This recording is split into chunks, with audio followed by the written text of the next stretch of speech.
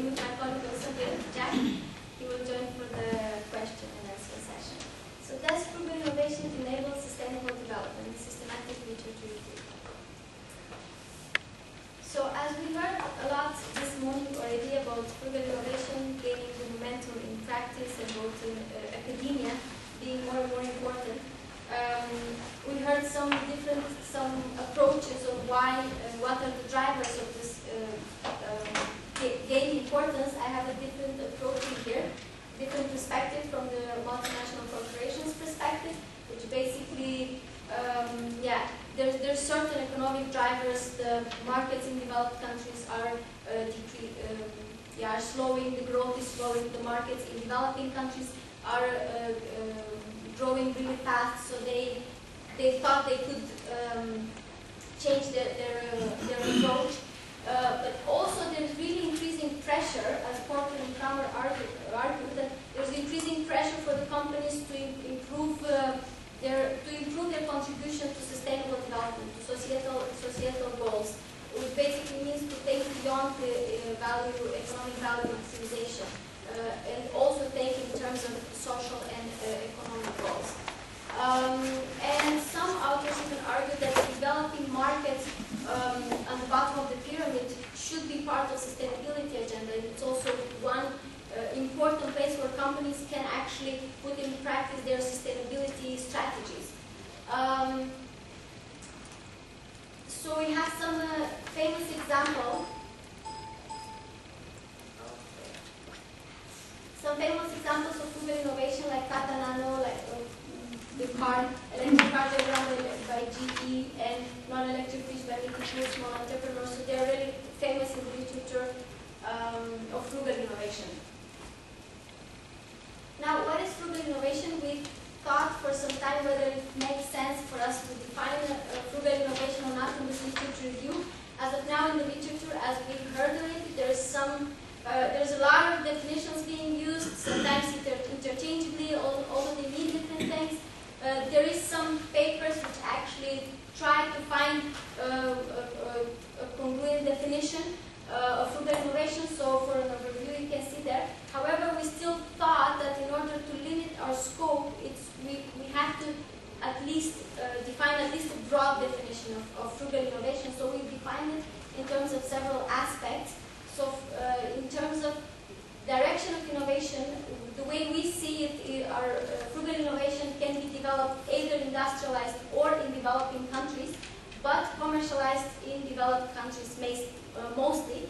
Now, if frugal innovation is successful in developing countries, then it can find its way back as a reverse innovation in developed countries. Oh, commercialized in developing countries. I'm sorry, developing countries. And if it finds its way back to developed countries, then it's a reverse innovation. Whether it's a product, process, or business model, whether it has a product, process, or business model orientation, we think that it may involve product innovation, may involve process innovation, but it may also involve business model innovation. So it's really a holistic understanding. Innovation initiators, well, it can be large global companies, small and local medium enterprises, as well as local entrepreneurs. While target markets, we think it's both base of the pyramid, but also middle class consumers, which in some studies are targeted are labeled as BOP, but they are not really BOP if you really think about it. And the outcomes, we think that these initiators, when they develop frugal innovation, the primary motivation is to develop markets. However, thinking about it deeper, if, for example, if you have a local entrepreneur, social entrepreneur, they might actually have a broader objective. They also might have social motivation. So it might be a combination in some cases. It may not only be economic motivations. So as you see, it's a pretty broad understanding of frugal innovation, which we kind of use to when we identify the papers, to identify whether it refers to frugal innovation in our understanding or not. So now, sustainable development of frugal innovation, this refers very much to the outcomes of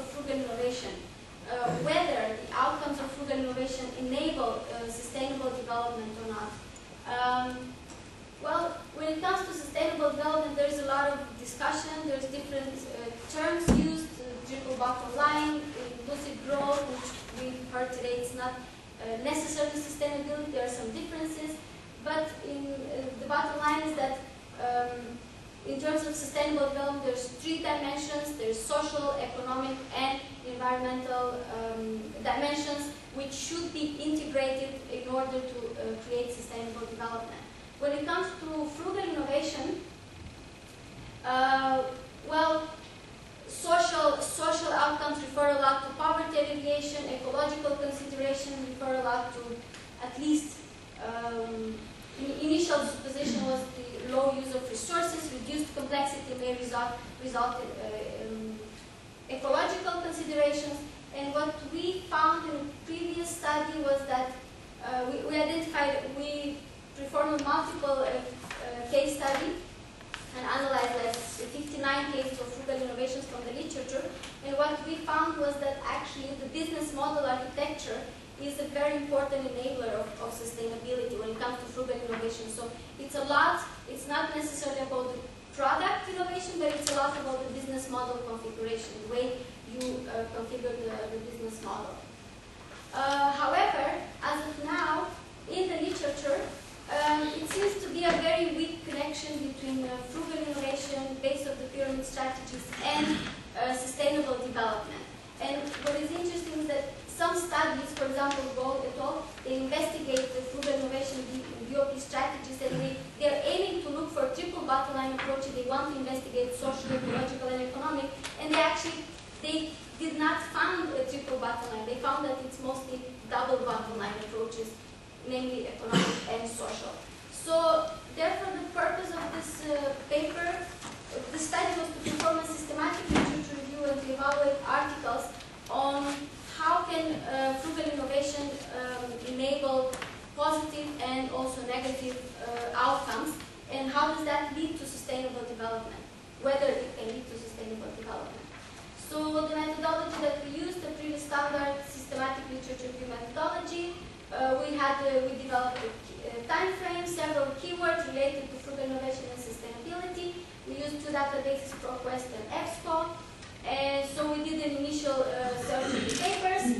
And what was important, we identified papers who had both frugal innovation keywords and sustainability keywords. So it had to have a combination of both to be considered for the next stage. And then in the second stage, we selected only peer-reviewed academic journals, and we read the abstracts, and we tried to see whether it is really related to frugal innovation and sustainability as the keywords suggested. And then we ended up with 49 articles, and then we basically, for these 49 articles, we read the articles full text and did the coding based on a coding scheme that we developed before related to sustainability outcomes, to frugal innovation, and then also to the methodology, whether it was conceptual, empirical, and if it was empirical, okay, what was the methodology that was used? Case study or quantitative studies and so on. So here are several findings, sustainability, focus, and disciplines. So what was really nice to see, which is not shown in this chart, was that actually papers focusing on sustainability and frugal innovation, the number of papers increased in the past 5 years. There was a significant increase of papers, and most of them are actually published in the past several years. And most of the academic literature has occurred within the business management and ethics discipline, which I guess is not that surprising. Conceptual and empirical. Well, here we have a chart. I guess that is a bit in the, there was, I wouldn't say even, there was a lot of empirical, but now, of course, we should, for example, 2012, 2013, a lot of empirical, but we should also mention that all of the empirical studies that we identified, they were all case studies, whether single case studies, multiple case studies, some longitudinal, some cross-sectional, but there was no really a quantitative case study using statistical analysis or so on. And they analyzed we had 35 unique case studies. Of course, we had a lot of case studies reoccurring, like the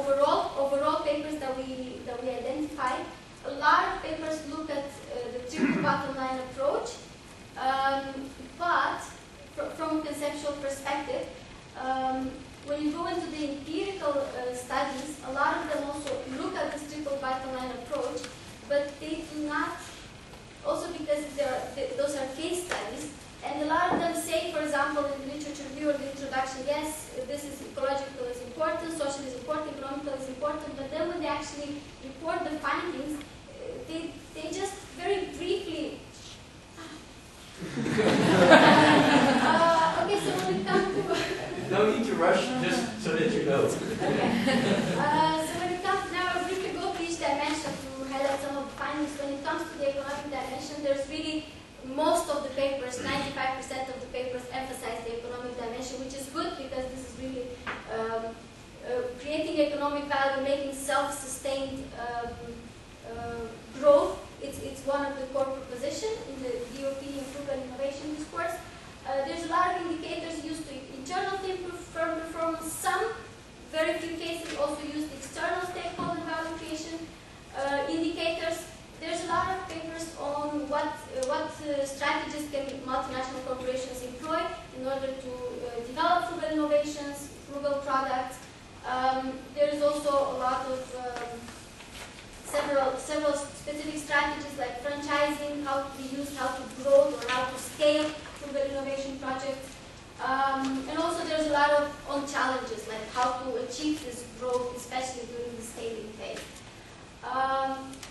When it comes to ecological dimension, there's a really strong conceptual base. Conceptually, most of the articles are arguing that all of the dimensions are important, especially ecological is very important, should be integrated. But when it comes to the empirical studies, we found that this is really neglected. And the focus was a lot on renewable energy, clean technologies, and of course a lot of papers talk about, okay, they say frugal products, simple products, of course it reduces the value chain complexity, so of course it's more green, so a lot of people talk about green frugal products, how green product development is similar to frugal product development, but somehow they do not really discuss about the negative effects. For example, they just seem to ignore the negative effects. For example, the fact that if you provide cheaper products, of course they are much more affordable, everyone can buy, so there's much more consumption, which can lead to significant ecological damage. When it comes to social dimension, we use this classification of Ben and Bird, which was really nice. So there's a lot of some studies emphasize value creation not only internal to the firm but also external to the firm. When it comes to internal to the firm, they suggest that by working with the core people, with the BOP customers, employees of the company can also gain some important capabilities and some important skills, and of course brand reputation, employee engagement. When it comes external to the firm, they distinguish between customer value and partner value. Customer value comes mostly in the form of value proposition that is proposed to the customer, while partner value, of course, relates to the concept of a shared value approach, collaboration, and shared benefits along the supply chain. Contribution to poverty alleviation, what we also found is that a lot of, we basically classify the indicators according to different poverty alleviation approaches. Monetary approach, of course, is going to measure poverty mostly in terms of income, employment, debt levels, and so on. Capabilities in terms of provision of knowledge and skills and capabilities for the poor people, enhancing their capability. While social exclusion is about self-esteem, dignity. So, but we found that these indicators are not that multidimensional when they are used in empirical studies. So this is already part of the recommendation that the indicators should be multidimensional, similar to poverty. We should measure the social impact according to different dimensions. So this is we put everything together, a lot of indicators that we found from our papers related to social, ecological, and economic outcomes. And what we have in here, from the next slide, is that this three dimensions, there's a lot of interdependencies, there's a lot of trade-offs between the interdependencies, and an increased economic development due to ecological problems, for example, or social outcomes have been found can lead to both, actually, to positive economic results or also negative economic results. So the bottom line is that there needs to be a better understanding of this trade-offs, because the case studies, they do not really analyze the trade-offs. That's the thing.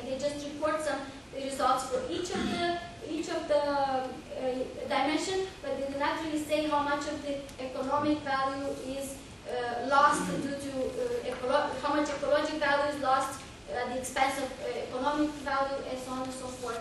And here was a very interesting idea from Ehrenfeld, which suggests that the models that are used right now, they do not really create sustainability, they rather reduce unsustainability, which leads me to my Last slide. implications. As I said, there is need for more empirical and especially quantitative studies that looks at the trade-offs between the dimensions, because that is not very well understood, especially the trade-off. And some managerial implication, there needs to be a different approach when it comes to business models developed. There needs to be approaches that actually create sustainability. And one idea could be to look in the sustainable business model literature, the one for industrialized countries, which actually provide different ideas of business model. For example, instead of buying, sharing, and so on, like, or not owning but sharing and so on. So that could be something that could benefit the frugal innovation involved in the discourse.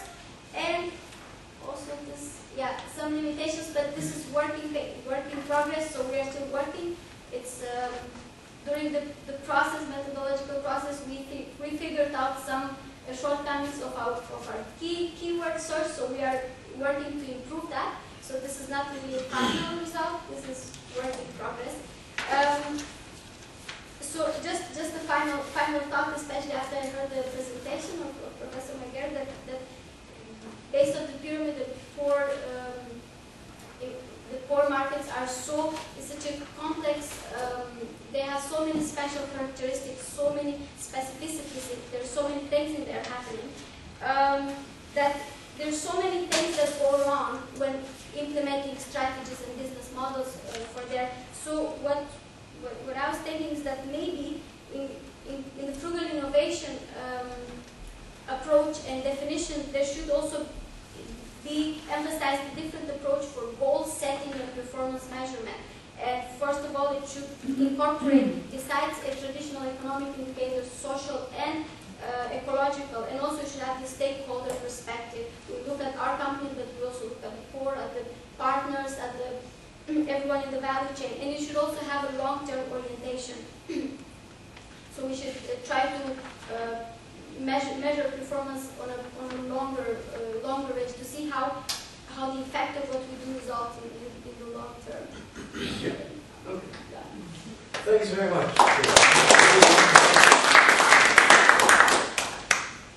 And sorry if I was rushing you. That was not my intention. I was trying to make clear what the Maybe you can have a seat and we collect some questions. Yeah. Yes, although I understand that you probably did not read all the cases and backgrounds of the cases in minute detail, you have seen the whole cross section. So, and you mentioned, okay, we need to get more insight into the development trade-offs. Based on what you know, what you have read, could you take a sort of an educated attempt see, okay, what are likely to be the trade-offs between the different sustainability dimensions in frugal innovations? It doesn't have to be like 100% correct, but what is your impression? Yeah. Shall we collect a few questions? Yeah. Yeah? Okay. If there are questions. Yeah, Jack? Yeah, I have a very quick question. Thank you for your presentation. I just would like to know if you can say something about who are the authors or the universities that are publishing about the topic. What the authors of what? Universities or clusters that are publishing about the topic. Okay. Yeah. Okay. Maybe did you observe some competing definitions of what frugal innovation is? And do you have a preferred definition? Okay. Okay. I was wondering whether you saw specific ecological disadvantages that are specific to frugal innovations and maybe less to other innovations. Okay. Well, I think that's it. round of questions. I guess you decide among yourself who will answer what. Yeah. I can start with the first one, the trade-offs. Well, as of now, from what we read, it looks like the models that exist right now, ecological sustainability is negatively related to economic sustainability. So if you're trying to be more ecological, then it's not gonna look good on the economic performance. And when it comes to social, actually, it can go both ways. There's a lot of studies which say that actually improve social performance is going to improve the economic performance, but it can also go the other way around. I don't remember the specific context. I will read in the paper. There is a special. I think that part is this sort of conclusion in general or related more to frugal innovation cases, or more the general innovation? Well, I would say it's both based on the papers that we read. Yeah, which are also a bit about frugal innovation. Yeah. Well, this kind of goes into the final question, which was about, are there unique ecological problems? And it's that overall, the findings of negative ecological impact from these papers had to do more with the consumption levels. So it's not necessarily unique to the frugal innovative products, but it's because when you have the economic growth, people are consuming more. If you look at the Tata, the vehicle they made, that's a lot more drivers on the road that would have otherwise used cleaner modes of transportation. So it's looking at the overall impact on ecological dimensions from a consumption standpoint.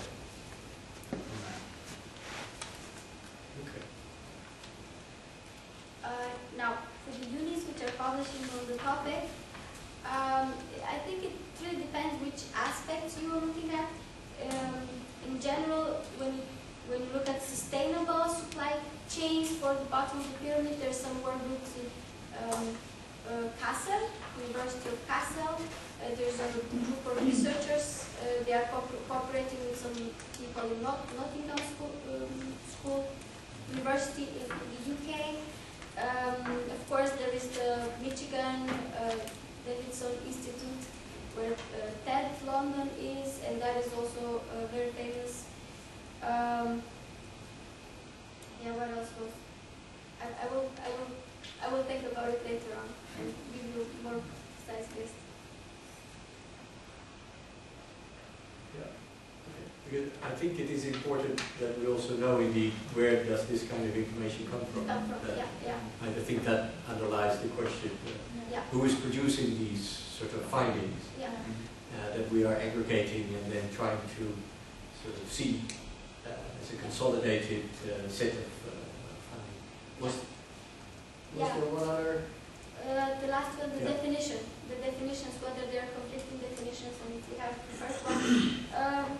Yes, the way we see it, I think that there are a lot of conflicting definitions, which they are used many times interchangeably, which is a problem. Preferred one probably is the one that we presented in the slide with several dimensions, like with the target market, with the, I think, from our perspective, that encompasses our understanding of frugal innovation. So I guess the preferred one. Yeah, it's yours.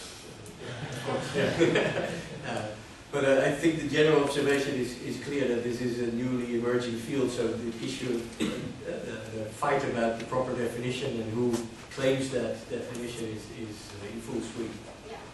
We can say that easily. Okay, any follow-up questions on this round? Eva? Well, thanks for this paper, and I think it was in many ways like even a more systematic literature search than ours.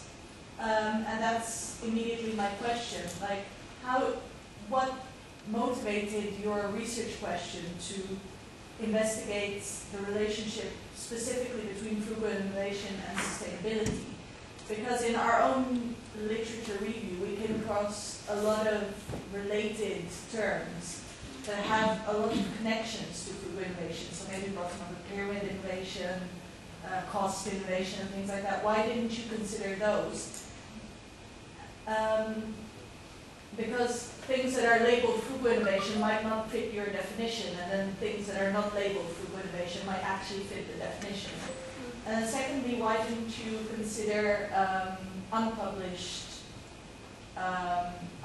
papers? Because there's a lot of great literature, and you explain it in your paper, but I think that maybe exactly these unpublished papers contain more new empirical material. Because you do mention the 33 cases that have been empirically analyzed in the articles, but maybe actually the authors in those published papers haven't done the empirical work themselves, but just rehearsed what others have said already and then count it as empirical, but maybe it's not so new or first hand. Yeah. Okay, then I forgot something, which is that I should have started by asking Kate, who we had invited to be the kick-off discussion, to ask a few questions. So my apologies for that. Could you still add something to this debate?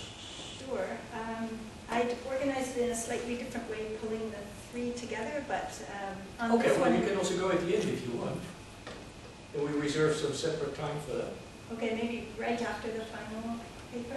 Yeah, and then that would be nice, maybe, Okay. if that's what you prefer. It might be more useful. Okay, then let's do it like that. Then you can actually work towards a bit of a synthesis discussion also on the morning session. Great. Okay, then I'm saved by any other questions for this round? No? Okay, then, yeah. Yeah. So why did we come with the idea to focus on specific thermal development? Well, initially the idea was, which we actually started, is to have it in 3 parts, the literature review. So first we do the determinants, and then the definitions, understandings, and then the outcomes, which related to sustainability. So that was a little bit the initial idea, and then during the abstract selection we were asked to focus only on the last one. But we also have a draft on the middle part, the definitions and different understandings. Yeah, so that's why we did the last one. When it comes to keywords, actually, I think in the slides it was just only frugal innovation, but we actually used many more keywords. And we have a detailed table with, for example, we use frugal innovation, Gandhian, Jugaad. We use quite a lot, base of the pyramid, bottom of the pyramid, DOP. So we have a really long list. And we have a table how many hits each of these keywords resulted in.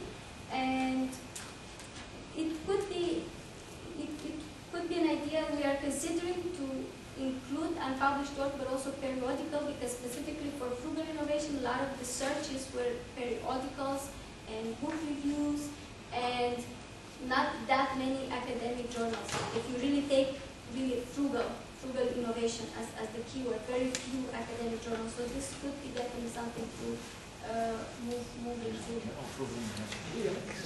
I'll just add one thing to that. One of our motivation was really to answer the research gap proposed by Cope et al., which is that a lot of these people claim that it's sustainable, but is there actually evidence for that? So it's to check what is the evidence for this. And that's one of the reasons why we excluded unpublished papers also, is because we kept with the same type of structure of systematic literature review that they used.